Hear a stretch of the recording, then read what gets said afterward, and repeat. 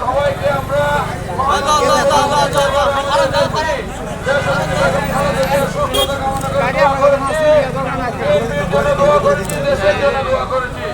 এখন আজকে আমাদের ভাইরা যে গণসংযোগ করার কথা বলছেন, আজকে এটা করবো না, কারণ দলীয় কার্যালয়ে আমাদের 3টার সময় সভা আছে।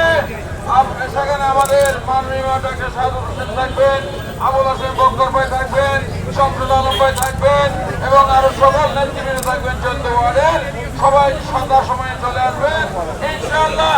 নির্বাচনী যে ট্রেনের যাত্রা শুরু হয়েছে, এই ট্রেন গন্তব্যে না পৌঁছা পর্যন্ত আমরা থামব না। আজকে বাংলাদেশে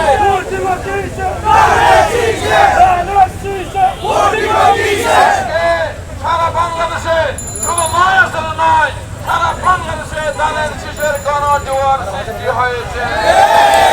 এই গণজোয়ার থামানোর কোন প্রশাসনের হবে না।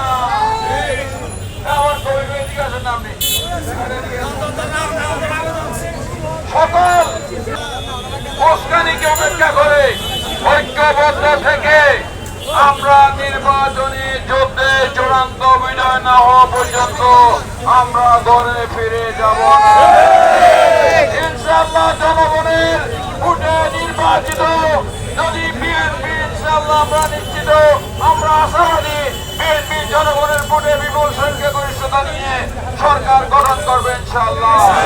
এটা হবে জনগণের সরকার, এটা হবে মেহনতি মানুষের সরকার, এটা হবে কৃষকের সরকার, এটা শ্রমিকের সরকার, এটা নারী বান্ধব সরকার, এটা জনবান্ধব সরকার, একটা কল্যাণ রাষ্ট্র ইনশাআল্লাহ জনগণের সরকারের মাধ্যমে বাংলাদেশে ইনশাআল্লাহ প্রতিষ্ঠা হবে।